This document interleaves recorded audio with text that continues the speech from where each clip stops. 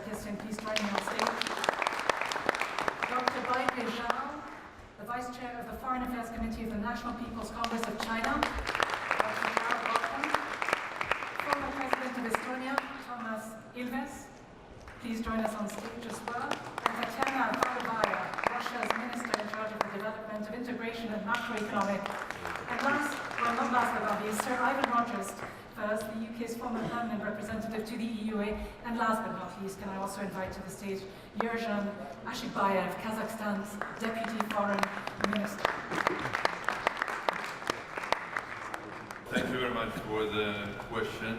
It's going to be difficult even for the President of the Republic to answer for Armenians. The first Republic is around 3.5 million population, and there are 4 or 5 times more Armenians living abroad. So I will not take that task to answer for all Armenians, but let me share with you my own observations. And I'll try to be short here. First of all, I don't believe the concept or idea of deglobalization, because the way you President also presented, but also it's presented publicly, it's about the political or trade difficulties between states. Rising populism, as you said, is that natural populism, or is something that we like to see equality as a part of populism. But at the end of the day, the globalization is not over, and it's going to continue and much faster. It has not started today, it has started years ago, or decades ago, but it has started hundreds of years ago, or thousands of years ago with the Silk Road. I mean, that was, and before. And the world was already globalized, and the forms of globalization were different. Alexander the Great reaching these areas, and then the Silk Road connecting Shanghai with the end of Europe. And I'm proud to say that my nation, Armenians living those days in Calcutta, in these areas, in Samarkand, Bukhara, and Shanghai, had a role play. And there was a wonderful exhibition the end of last year in New York at the Metropolitan. It was called Armenia. Basically, it was telling the story of Armenians being sort of a big part of that Silk Road. I would like to be a big part of the new Silk Road. So, the globalization is going on. We have difficulties on the top. The mid-globalization, which is the markets, trade and everything, is on. And on the lower level, it's even much bigger, because the world is trading via Alibaba and Amazon. Everybody is connected, the media is changing, so it's on. So the fact that we don't understand how to manage it, it's a different question, and I'll be happy to answer. And now the answer to our questions. Armenia is a small nation, a small state, but a global nation, and I think we will be people that know how to adapt themselves, people that have gone through huge tragedies during the history and have restarted the life again. So a quality that is very important in the new world, where there are less certainties, there are more uncertainties. As you say, there are more uncertainties. You mentioned Europe. But I'm positive. Positive, all right. Well, let's look at this a bit more in detail, because Armenia, as you mentioned, is a small country. It's the smallest former Soviet republic. You say it's got a global outlook. Many people within Armenia are looking increasingly towards the EU, with an EU association agreement. But I wonder if you think the long-term interest of a country like Armenia, which is so heavily dependent on Russia's economic and military help and support, can afford to look more towards the EU? Can it afford to lose Russia's help? Can it afford to alienate Vladimir Putin and move away from this region? Your thoughts? Well, I think that the question took me to the South Pole. It's out of the context. At the end of the day, Armenia is a nation that lived in that territory thousands and thousands of years, and we were always a small nation surrounded by big empires, and we knew how to handle that. And I mean, we are there. We're still a crossroad, and as I said, it's a small state but a global nation. And in Russia, we have probably as many Armenians living as in Armenia itself. In California, in Los Angeles, only 1 million Armenians.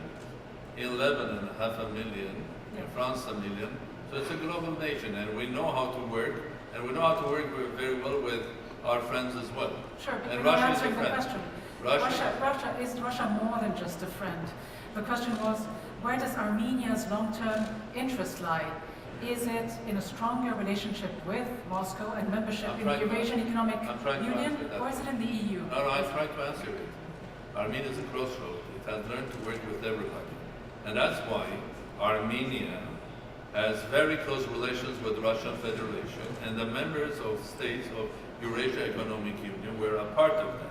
But in the meantime, Armenia has signed an agreement with the European Union, and I don't see any contradiction here. In fact, Armenia has an advantage, and the international community has to try to use that advantage, because Armenia is the only one that has deep relations both with European Union and very deep relations with Russia and Eurasia. So why don't you use Armenia as a bridge to start bridging the differences between Eurasia or Russia and Europe, instead of using Armenia to divide? So I just want to take Huawei as a very interesting example. The horse that's runs. Oh goodness, I haven't seen this side of it. Social media replacing the traditional one? I don't think so, because at the end of it, they're going to merge together. So it is not one replacing the other one, it's going to be one altogether. Despite the impact of Twitter. Twitter is just a part of it, just a very sort of a simple way to having access in the modern world, when people are keen to get a very short, to the point message from a leader or leaders. And Twitter is just one of the tools. And inside Twitter, inside Telegram, inside Facebook, there are universes of development in how to handle, starting from entertainment up to other forms of media. But the reality is the change in this globalized world is taking us to a place where we are not only the social networks is engaging it. And I call this change the quantum behavior of global politics.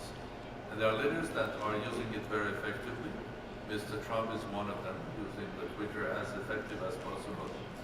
President Macron was very successful. We saw the role of the social media slash classical media, its role in the Ukrainian elections, and the Velvet Revolution, or the revolution Armenian style that happened in Armenia last year, was basically based on the access of the social media.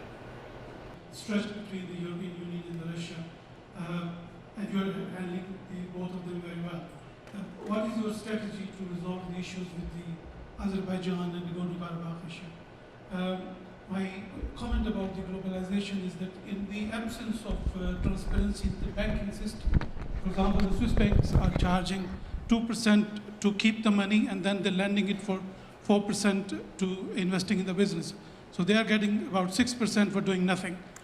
In terms of the FATF, which is the Financial Anti-Terrorism Task Force, how is it possible for any country to be charged with money laundering when these banks in Switzerland and in other countries are behaving badly and doing illegal practices? That's a question to the panel. Thank you.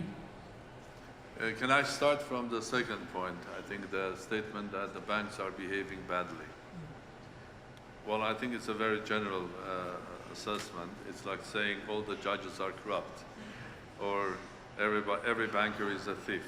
Well, it's not the case at the end of the day. And we have to be very careful judging others before we will be judged ourselves. And the banking sector had suffered, the global banking sector, after the recession. And but it doesn't mean that we don't need a banking sector at all. And has anybody invented anything or any way of keeping money, developing and investing? If we have, let me know. I think that I know where we will come in the 10 or 20 years' time. Probably there will be new forms of banking. The banks will be replaced by fintechs and others, but it's not the case today. So just claiming that the banks are are sort of a useless. Sure, but would you agree that more needs to be done at the government level to ensure that there's a high level of transparency and accountability to raise the kind of trust that people need to see? Agree that we have to do more, but we have to do more also in education, in healthcare, in many other sectors as well, including politics. So banking is not the only one. We have troubles in many places. Now, when it comes to Armenia-Azerbaijani relations, I think both Armenia and Azerbaijan are negotiating the outcome of the peaceful resolution to the conflict on Nagorno-Karabakh. There's an international framework that is used for these negotiations, and for the moment, on the Azeri side, it's the president of Azerbaijan, Mr. Aliyev, and his foreign minister, and Armenian side, our prime minister and his foreign minister, Michel Pashinyan, and foreign minister. They are negotiating, and I hope, and I will give my full support to the peaceful resolution of that. But one negotiation, one problem doesn't restrain Armenia to be a platform for better relations international and become a platform of cooperation between Eurasia and Europe. It's 21,000 renminbi, just equal to $3,000 to start the following. That is in the very, very early time. You, in the final minute or two, where do you think the world's political and economic center of gravity will be in the next, say, 10, 20 years from now? In Armenia.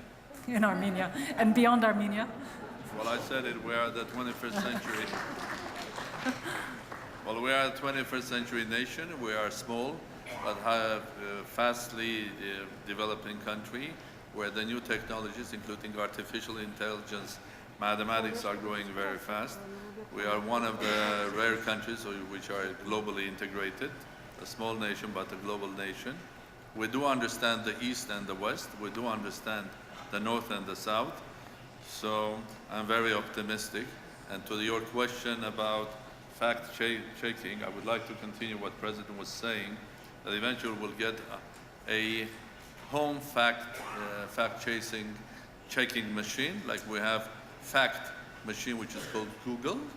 You will have another machine which will be artificial intelligence that will immediately check if the politician is true or right, just checking artificially the face, or the facts checking with the world facts. So don't worry, pretty quick we will have on our gadgets something that will check facts as well.